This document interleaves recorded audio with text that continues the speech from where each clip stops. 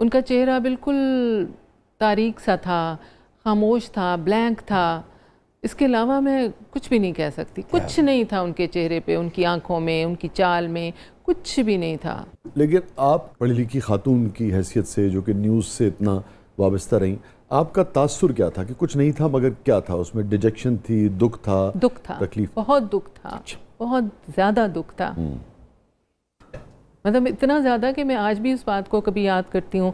میں نے اپنی ویڈیو بھی بنائی ہے اور میں نے اس میں بولا کہ میں پوری قوم کی طرف سے بہت معذرت چاہتی ہوں، لیکن مجھے آج بھی محسوس ہوتا ہے کہ وہ بہت تکلیف میں تھے، وہ بہت دکھ میں تھے. تو اور آپ کی یادوں میں سے کوئی ایسی چیز جو آپ سمجھتی ہیں کہ لوگوں تک پہنچنی چاہیے، جو تاریخ کا حصہ ہے؟ مجھے یاد ہے جب یاسر عرفات کی جب ڈیتھ ہوئی تھی تو پاکستانی تو بہت محبت کرتے تھے. جی بالکل، اور میں اس محبت کا ہی آپ کو بتانے لگی ہوں کہ ان کی جب ڈاکیومنٹری بننی تھی خبرنامے کے لیے ان کے اندر، تو ہمارے ایک ڈائریکٹر تھے شکور صاحب، وہ بہت اچھا لکھتے تھے، بہت ہی اچھا لکھتے تھے. ان کی خبر ایسی بنی ہوئی ہوتی تھی کہ جیسے پانی بہہ رہا ہے. مطلب اچھے سے برے سے برا بندہ بھی نا اس کو پڑھے تو روانی ایک ہوتی ہے. کیا اچھا ایکسپریشن یوز کیا، بہت اچھے الفاظ. تو وہ انہوں نے بنائی اور مجھے پتہ چلا کہ وہ ایک میل نیوز ریڈر کو ڈھونڈ رہے تھے کہ وہ نہیں مل رہا، اس سے پڑھوانی ہے. اور میں بہت شرمندہ ہو رہی تھی اندر ہی اندر نا کہ یہ مجھے کیوں نہیں کہہ رہے کہ تم پڑھو اس کو نا. تو بہرحال وہ قسمت میری ہی تھی، وہ صاحب نہیں ملے اور انہوں نے کہا اچھا عشرت فاطمہ کو بلاؤ. خالد حمید تھے؟ نہیں، خالد تو جا چکے تھے اس زمانے میں. خالد جا چکے تھے جی. مسرور کاظمی صاحب تھے. تو ویسے بھی ان لوگوں کو نا یہ شکایتاً کہہ رہی ہوں، اکثر ہوتا ہے کہ میل کی آواز ہو نا تو پتہ نہیں عورت کی آواز میں کوئی دکھ کی خبر یا کوئی بڑا کوئی کام ہو. جب پریزیڈنٹ یا پرائم منسٹر نے آنا ہوتا ہے نا تو جب وہ اناؤنسمنٹ ہوتی تھی کہ اب مجھے وہ یاد نہیں، جس کا بڑی وہ شیروانی میں بیٹھ کے وہ کہتے تھے پاکستان کے مطلب صدر پاکستان خطاب فرمائیں گے، تو بڑی خواہش رہی مگر قسمت میں نہیں تھا وہ اناؤنسمنٹ کرنا. دیکھیے آپ نے بڑی باریک اور بڑی اہم بات کی. ساری اس کے پیچھے کہیں نہ کہیں وہ جو پیٹریارکل سوچ ہے نا ہماری، وہ موجود ہے کہ جو اہم بات ہے یا جو جس سے اتھارٹی جو ہے وہ آپ نے ثابت کرنی ہے، وہ آواز جو ہے وہ صرف مرد کی ہونی چاہیے. یہ کہیں نہ کہیں اس کے پیچھے. تو جب میں نے وہ پڑھ لی اور پڑھنے کے بعد میری اتفاق سے ریڈیو پہ خبریں تھیں. میں خبریں ریڈیو اور ٹی وی کی بلڈنگ ساتھ ساتھ ہیں، ہارڈلی 2-3 منٹ کی ڈرائیو ہے. تو پڑھ کے میں واپس آئی تو مجھے کہا کہ شکور صاحب بہت غصے میں ہیں اور وہ کہہ رہے ہیں کہ انصاف نہیں کیا عشرت فاطمہ نے اس سٹوری کے ساتھ اور یہ بالکل اچھی نہیں پڑھی. اور بہت ہی میں شرمندہ ہوئی. یہ یاسر صاحب والے؟ جی بالکل میں بہت ہی شرمندہ ہوئی. اچھا میں آپ کو بتاؤں کہ میں نے کبھی زندگی میں نا پیسوں کا نہیں سوچا. ظاہر ہے یہ میری روٹی روزی ہے لیکن یہ میری سیکنڈری وہ ہے. پہلا یہ ہے کہ میں نے بالکل انصاف سے کام کرنا ہے. اور میں ہمیشہ کہتی ہوں مجھے آپ نہیں بھی پیسے دیں نا تو میں اس میں ڈنڈی نہیں ماروں گی. اگر میں نے آپ سے کمٹ کر لیا ہے تو میں کروں گی. یہ میری عزت ہے، یہ اس کام کی عزت ہے. تو مطلب آپ جو ارن کرتے ہیں نا، کماتے ہیں، اس میں اللہ برکت دیتا ہے. میں نا اب خبرنامہ اندر چل رہا تھا، نیوز روم تھا اور میں باہر نیوز روم کے دروازے سے کان لگا کے اکیلی کھڑی تھی.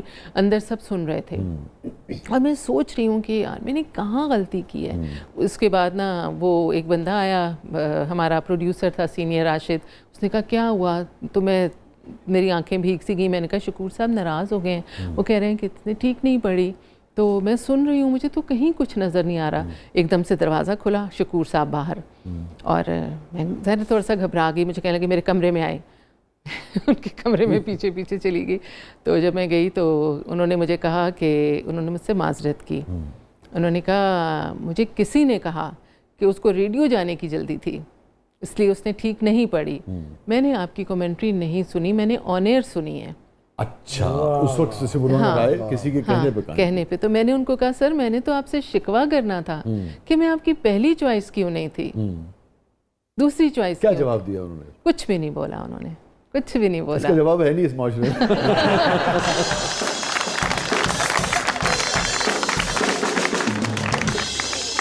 ये जो सोच है, ये जो फिक्र है, ये जो गुफ्तगू आपने की, मतलब अब तो मुद्दतें हो जाती हैं किसी से ये अल्फाज सुने हुए कि मेरा प्रोफेशन जो है वो मेरी प्रायोरिटी है और ठीक है हम पैसे की बात जो है वो करेंगे मगर बाद में करेंगे, मुझे चाहिए अपना मुआवजा अपने प्रोफेशन का, अपने काम का, मगर वो सेकेंडरी है। असल चीज़ ये है कि जो मैं काम कर रहा हूँ वो मैं कैसे करूँगा, वो उसके असरात क्या होंगे, ये वो।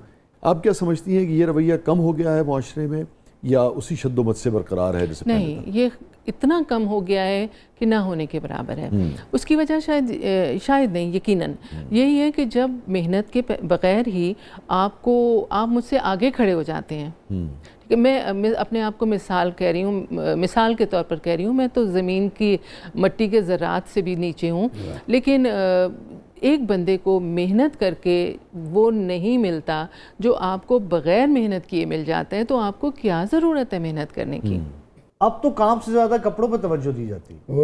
जी, तुमने कौन सा ब्रांड पहना है? यार मैं तो कल ही गया था ना, बर्मिंघम गया था, इंग्लैंड से मैं लेकर आया ये शर्ट, और तुमने एक कोट कहाँ से लिया? यार ये मेरे दोस्त ने मुझे गिफ्ट। और पूछना भी ये कितने का लिया? 10,000 का।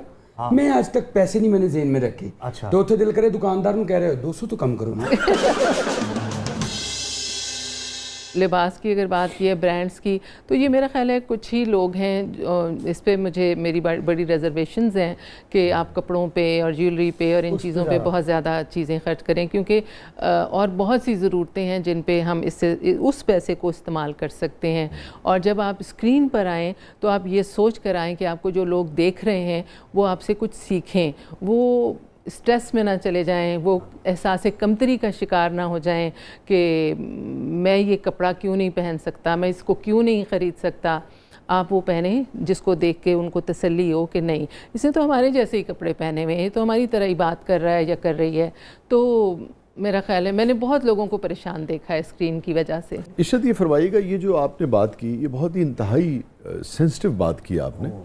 जैसे हमारे एक शायर थे शकीब जलाली साहब, उनका शेर है कि ढोलक की थाप को ज़रा आहिस्ता कीजिए, नाना अबू सो रहे हैं। तो उनका भी ख्याल करना चाहिए।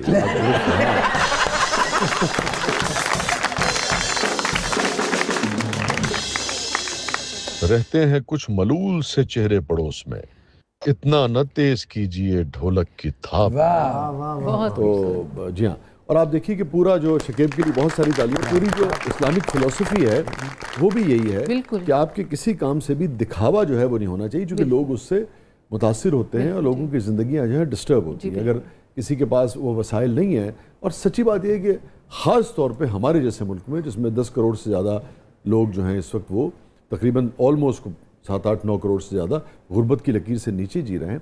तो ये जो सेंसिटिविटी है ये आपके मिजाज का हिस्सा थी, या जब इंसान मुताला करता है, अपने इर्द गिर्द मुशाहिदा करता है, तो उसे एहसास होता है कि नहीं, अपने आप को सिंपल रखा जाए ताकि लोगों की ज़िंदगियां जो हैं वो किसी अजियत में मुब्तला ना हो, किसी दौड़ का शिकार ना हो। पता नहीं, लेकिन मैं समझती हूँ कि मेरे अम्मी और मेरे अब्बा जी का इसमें बहुत हाथ है। अम्मी अब्बा जी कहते थे कि जो तुम्हारे पास है ना बस वही तुम्हारा अपना है। सुभान अल्लाह। फिर अम्मी कहती थी, हम क्वार्टर में रहते थे, अम्मी पढ़ाती थी, अब्बा जी मिनिस्ट्री ऑफ हेल्थ में थे, तो अब्बा जी की ड्यूटियां हमेशा मिनिस्टरों के साथ ही रखती थी, वो प्राइवेट सेक्रेटरी के तौर पर। गाड़ी आती थी अब्बा जी को लेने के लिए, ले जाने के लिए, हमें नहीं वो गाड़ी में कभी बैठने देते थे। हकीम सईद साहब एक दफ़ा हमारे घर आए, अब्बा जी उनके साथ भी थे, वो थे ना मिनिस्टर रहे कुछ अरसा, तो वो हमारे घर आए तो वो छतें टपक रही थी, सरकारी घर था, तो हमने ना वो जगह जगह जहाँ टपकता था, कहीं कोई देगची रखी हुई, कहीं कुछ जो उसको करने के लिए ना, तो वो आए हमारे घर में और बैठ गए जिस तरह बैठते हैं। क्या बड़ा आदमी था बहुत। और फिर बड़ा मज़ा आया, बड़ी देर गप लगाते रहे वहाँ पर, और कहते हैं यार इसहाक मैं तो हैरान हो गया हूँ, तुम मेरे सेक्रेटरी हो और तुम्हारा घर इतना सादा है। आपके वालिद साहब के लिए भी और हमारे साहब के लिए इतना क्या लोग थे, क्या इनके रवैये थे। ये फरमाइए 80s को 90s को आपने देखा, अब आप वालदा हैं और 2 आपके बच्चे हैं माशाल्लाह, 20 साल से ज़्यादा उनकी उम्रें हैं।